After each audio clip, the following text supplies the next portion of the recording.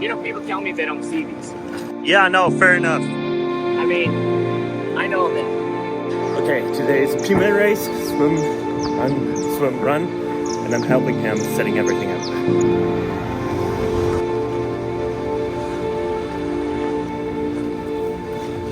This way, clockwise, and the second time you come back, you go this way.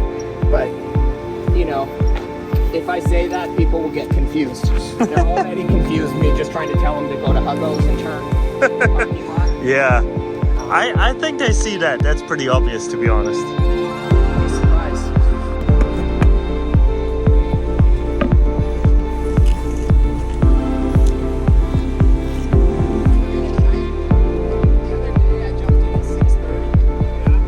Well, you want to be eaten by sharks, that's different. The day the dolphins floating around out there too.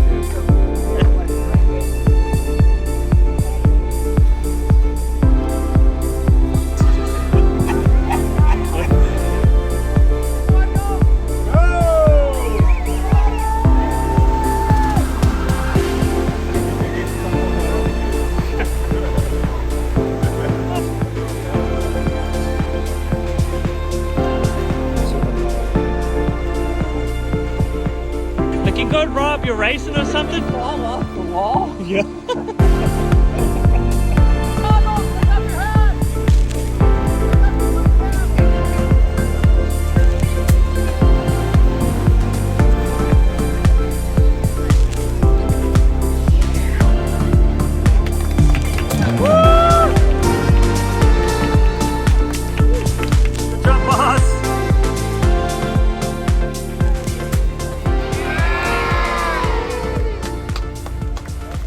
So I just thought, oh, well, we need races. So we started the little PEAMAN things. And, you know, Ironman's long, hard, grueling, and expensive. So PEAMAN's short, easy, free, and fun.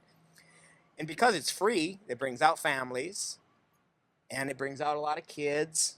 For some reason, I don't know if it's that we do sign outs instead of sign ups, which is another unique thing because you don't register. You don't have anything to do other than show up and get ready. If I look at a race, let's say there's 70% men and 30% women or something about like that, we're like 50-50, you know, and we've had females win overall, like Bree, you know, so the short distances bring out a lot of people. In the early days, like I said, it was very competitive. Just people were so into the results, and you know, there's relays and individuals, and everyone was always competing like, oh, what was my time last time, and this and that. And we keep the courses consistent. So usually a half mile, quarter mile, third of a mile, or 3/4 mile swim. And then the runs can be anywhere from 2 miles to up to almost 4. We have like a 3.9. But lately we've been keeping them shorter, 2 and 3 mile runs, third of a mile, half mile swims. It just seems to be what's really popular now. And then the Pee Wee course, which it's mostly kids, but it's really for anybody, is usually 100 or 200-yard swim and a 1 mile run. And the thing is about signing out is you could mix and match. So like if someone came from the mainland and maybe they're not used to the ocean, but they're a good runner and they're visiting, they go, oh, I'll jump in and do the Pee Wee swim, the 200-yard swim, and then do the longer run, the 3 mile run. And then they're in the results. So we have a category for anybody. We've had someone on a unicycle. We used to have the women's roller derby team used to come, and they would all, you can have one swimmer can have as many relay runners as they want, and that same person can be an individual. So like I could swim, tag 10 girls from the roller derby team, they all take off, and then I put my shoes on and run too. And our results accommodate that you can be anything you want to be. So we always said, if we don't have a category for you, we'll make one. We had a guy do it on stilts. You know, a couple times he raced on stilts. Someone brought a goat one time, and the goat did the run. You know, there was really some competitive dog races too. Gary Shields used to have his dog Bud, who would do the canine division, and he would always race pretty hard. So, you know, just a lot of fun over the years of different distances, and I really like the direction it's going now, which is just the more families and more kids, and we're getting more local families, you know, with like 4 to 6 kids, and I think it's mainly some of the volunteers we have, like my friend Connie Cole will come down, and everybody's his cousin. So it's always like, "Hey, my cousin, he brought his," And so That's all sweet, these, love it. yeah, it's just more and more, and then they tell their friends. That's just so cool. That's so cool. I Yeah, love that.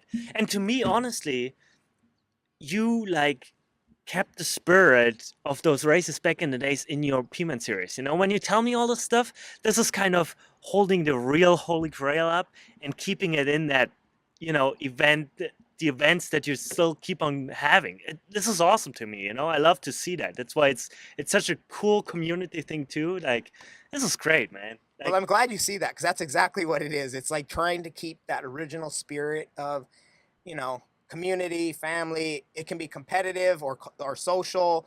Someone could be out just to lose weight, or someone might be out to walk faster than they did last time. And yeah, we want everyone to feel welcome. And that's why we don't even ever. People say, "Oh, how much does it cost?" yeah, And I say, "Well, the races cost about $1,000 a month."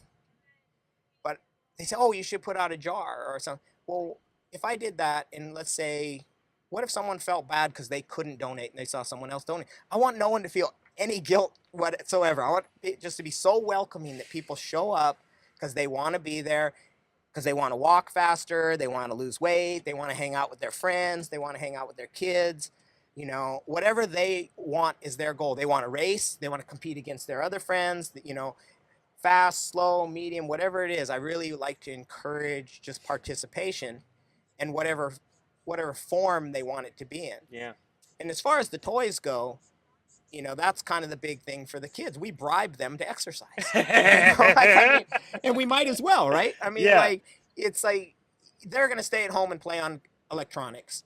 But if we have Legos and footballs and basketballs and whatever we get, we have a lot of fun things that usually we try to get things that will tap um, they're making them active physically or Yeah. mentally. So, you know, we get a lot of the STEM things, science, technology, engineering, and math. So it's like build a rocket ship and then shoot it and this and that. Yeah. So that, and then if we get board games, then it brings the family together. So as long as we're trying to keep people moving, mentally and moving physically and bringing the families together. So those toys, it's a great way to encourage them. And the parents straight up tell me, they say, "Oh, if I took my kid to a 5K, the kid would be like, oh, I want to sleep." But when it's PEAMAN, they say the kid jumps in the bed and wakes him up. "Oh, mom, dad, it's PEAMAN day. We gotta go. We gotta I go." love that, man. So Yeah. if just getting some Legos for the kids is enough to get them to want to move, and look where we live. So when you look at that and you combine all those things, right? You're bringing together families, you're bringing diversity, different choices of how fast, slow, medium, exercise, whatever it is. And then you look at enjoying the nature and the beauty that we have, getting to jump in the ocean and run down a Lee Drive. Then it just triples the blessing even more, because Yeah. we're enjoying what we have here, this beautiful environment and wonderful community of people.